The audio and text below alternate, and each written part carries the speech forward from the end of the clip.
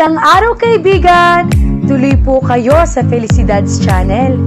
Sa mga kwento ng buhay at pag-ibig na hinalukay sa natatagong baul ni Felicidad. Pero bago po tayo magpatuloy, huwag niyo pong kalilimutan na i-like ang video, i-subscribe ang channel, at i-click ang notification bell para lagi kayong updated sa mga parating pa na upload.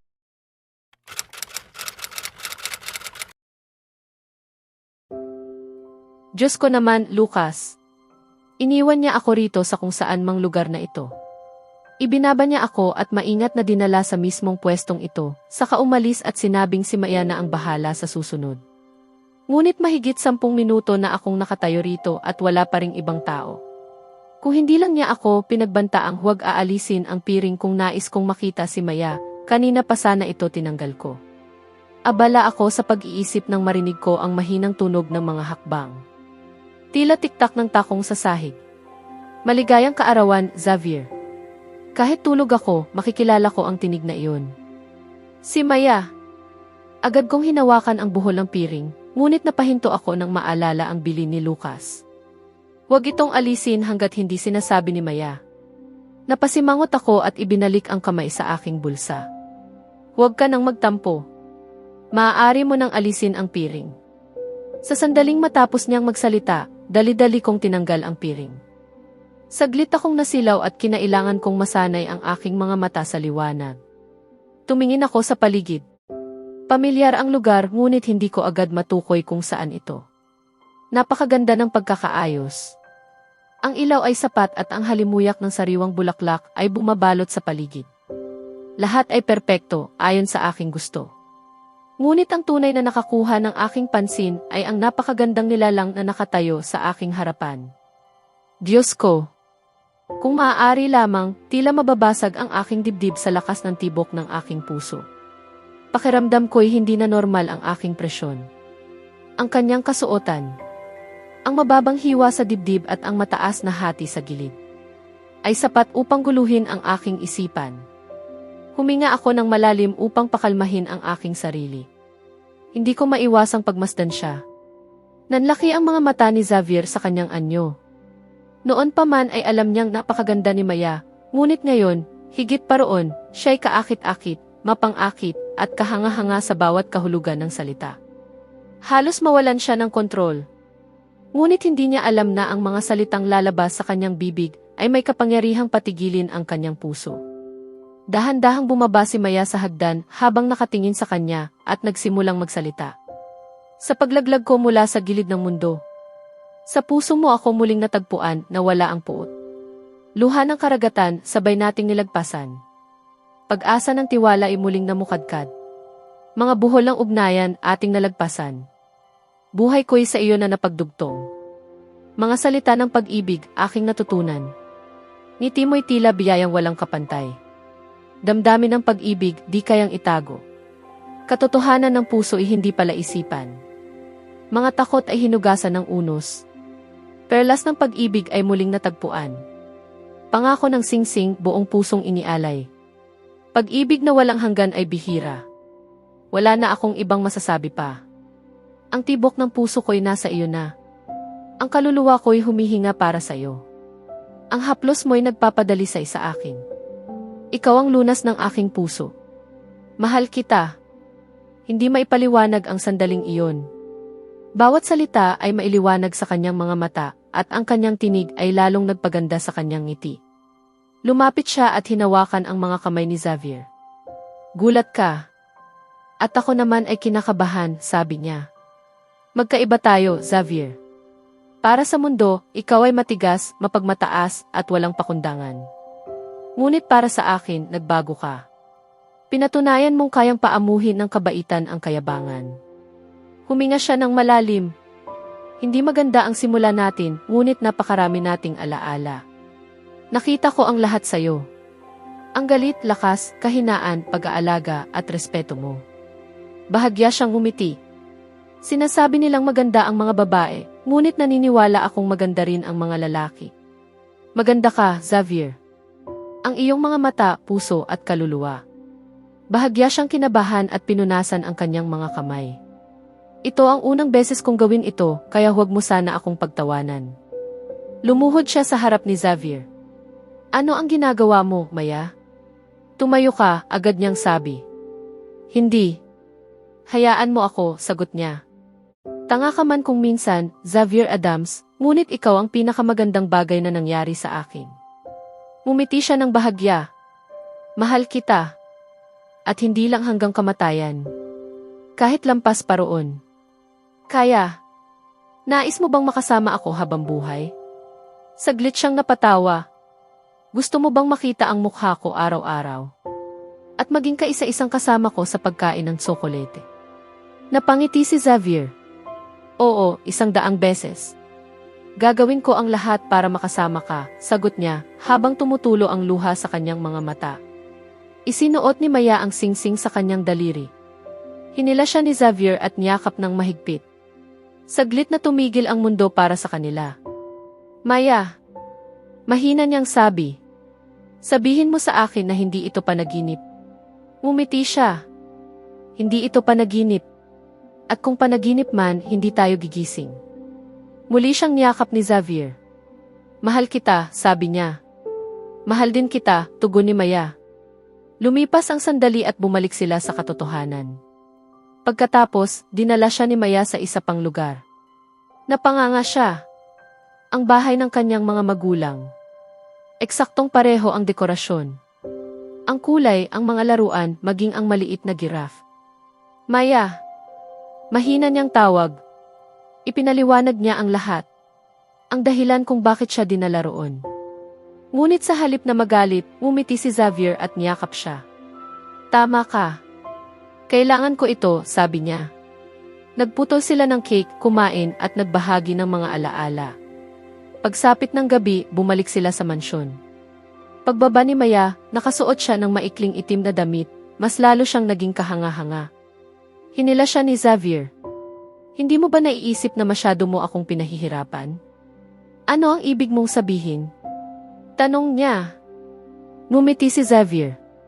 Malalaman mo rin. Pagdating nila sa mansyon, naghihintay ang lahat. Masayang nagdiwang ang kanilang pamilya. At sa wakas, naramdaman ni Xavier ang kumpletong kaligayahan. Kasama ang mga taong pinakamahalaga sa kanya.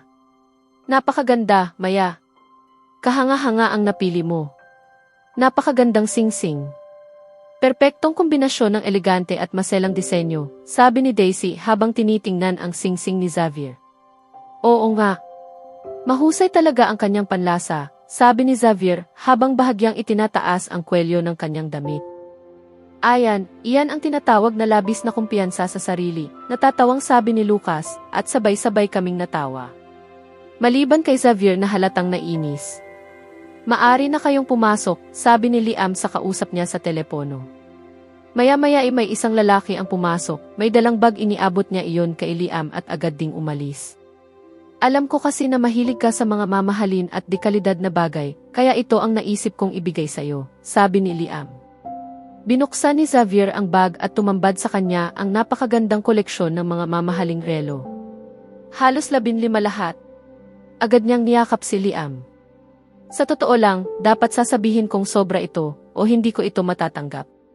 Ngunit napakahilig ko sa mga relong ito. Kaya maraming salamat, Liam, talagang nagustuhan ko, sabi niya, nakangiti na parang batang nakatanggap ng paboritong laruan. Hindi nakapagtataka ang kanyang kasiyahan. Ayon sa nalaman ko mula kay Ana, ito ang kauna-unahang pagkakataon na ipinagdiriwang niya ang kanyang kaarawan mula nang mawala ang kanyang mga magulang. Kaya ang kasiyahang iyon ay tunay at dalisay. Masaya kaming lahat na makita ang kapayapaan sa kanyang mukha. Lumapit naman si Daisy, dala ang kanyang regalo. Sa sobrang pananabik ni Xavier, halos agawin niya ito at agad binuksan. Wala akong maibigay na mamahalin pero ito ang mayroon ako. Napakalapit nito sa aking puso, sabi ni Daisy habang nakatingin sa isang keychain. Tiningnan ko iyon at napahinto ako. Napakaganda nito, Daisy. Maraming salamat. At ang halaga ng isang bagay ay nasa damdaming kalakip nito. Kung wala iyon, isa lamang itong karaniwang bagay. Ngunit ito, ibinigay ng kapatid ko ng buong pagmamahal. Napakahalaga nito sa akin, pasasalamat ni Xavier. Ngunit Daisy, ito ay. Hindi ko na ituloy ang sasabihin ko nang agad niya akong pinutol. Maganda ito, sabi niya habang tinitingnan ako, tila pinapatahimik. Oo, maganda nga, pero. Maya, pakiusap, muli niya akong pinutol. Napatingin ang lahat sa amin, nagtataka. Ano bang nangyayari? Tanong ni Lucas. Maya, parang may kakaiba sa'yo mula nang ibigay ni Daisy ang regalo, sabi ni Xavier. Ayos lang ako. Nagulat lang ako. Malaki ang halaga nito para kay Daisy, sagot ko. Kung nais ninyong ibahagi, nandito lang kami, sabi ni Dan. Regalo ko iyon sa kapatid ko, tahimik na sabi ni Daisy. May kapatid ka? Tanong ni Lucas.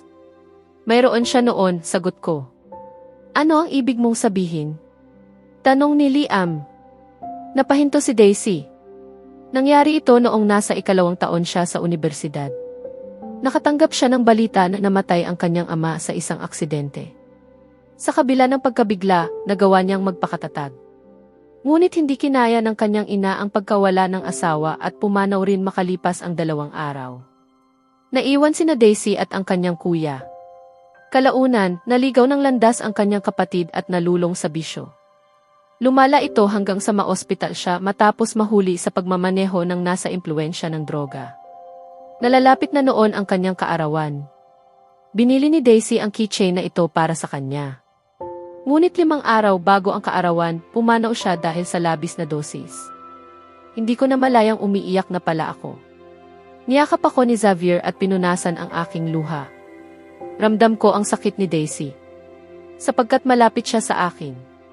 Lumapit si Xavier kay Daisy. Maraming salamat. Ang regalong ito ay mananatili sa akin habang buhay. Paalala ito na may kapatid akong nagmamahal sa akin, sabi niya habang pinupunasan ang luha nito at niyakap siya. Sandali. Kapatid ko rin siya. Pabirong sabi ni Dan habang niyayakap si Daisy mula sa kabila. Ngumiti si Daisy. Ayos na ako. Huwag ninyong sirain ang selebrasyon, sabi niya, bagaman alam kong masakit pa rin iyon para sa kanya. Sige, kami naman, sabi ni Lucas habang lumalapit kasama si Dan. Tuloy lang. Dalhin ninyo lahat ng regalo, masiglang sabi ni Xavier. Xavier, kumalma ka. Malapit ka ng mag-30, natatawang sabi ni Ana. Hayaan ninyo na ako. Masaya ako, sagot niya. Binuksan ni Xavier ang regalo ni Dan at halos mapatulala siya. Ganoon din kami. May nakasulat, may paparating na munting sanggol. May mga laruan, sapatos ng sanggol at larawan ng ultrasound. Dan. Bulong niya. Ngumiti si Dan habang tumutulo ang luha. Magiging tiyuhin ka na, sabi niya. Agad siyang niyakap ni Xavier. Binabati kita, sabi ko kay Lucas. At ikaw, magiging tiyahin, biro niya. Kahit tawagin pa akong lola, ayos lang. Masaya ako para sa inyo, sagot ko. Pagkaraan, lumapit si Xavier sa akin. Maya, lahat sila may regalo. Ikaw wala. Ibibigay ko rin mamaya, sagot ko, nag-aalinlangan. Bakit hindi ngayon? Tanong ni Dan na nakangiti. Hindi ko alam ang isasagot. Lucas. Tawag ko. Maya-maya idumating ang isang tauhan ni Lucas, dala ang isang folder. Inabot niya ito sa akin at lumapit ako kay Xavier. Naglaan ako ng panahon para dito. Sana ay tanggapin mo, sabi ko. Binuksan niya ang folder. Habang binabasa niya, unti-unting nagbago ang kanyang mukha. Mula sa pagtataka, naging galit. Bigla niyang isinara ang folder at hinawakan ako sa balikat. Ano ito? At paano mo ito nagawa? Galit niyang tanong. Xavier, kumalma ka, sabi ni Lucas. Huwag kang makialam. Mariin niyang sagot. Ipinaliwanag niya sa lahat. Ang lupang ito sa India, pangarap ito ng ama ko. Gusto niyang magtayo ng hotel. Halos matapos na ang kasunduan noon, ngunit namatay siya. Nang sinubukan kong ipagpatuloy, hindi na ako pinayagan. At ngayon, nasa pangalan na niya ang lupa at inililipat niya sa akin. Hindi ba magandang bagay iyon? Tanong ni Liam. Hindi.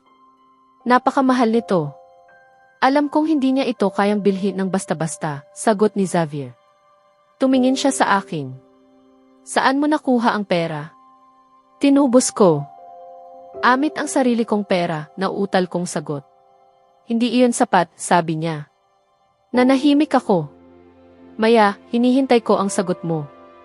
Ibinenta ko ang safety kit, mahina kong sabi. Ano ang sinabi mo? Sigaw niya. Xavier, makinig ka muna, sabi ni Lucas. Hindi. Mariing tugon niya. Pagkatapos ay umalis siya, galit na galit. Naiwan kaming lahat na nagulat at nag-aalala. Lalo na ako. Sumunod si Lucas sa kanya, habang ang iba ay nanatili upang damayan ako. Sa susunod na kabanata, haharapin ni Maya ang matinding galit at sama ng loob ni Xavier, habang unti-unting nabubunyag ang tunay na dahilan sa likod ng kanyang sakripisyo. Ngunit sa gitna ng tensyon, isang hindi inaasahang revelasyon ang maaaring tuluyang sumubok o magpatibay sa kanilang pagmamahalan. Kaya abangan natin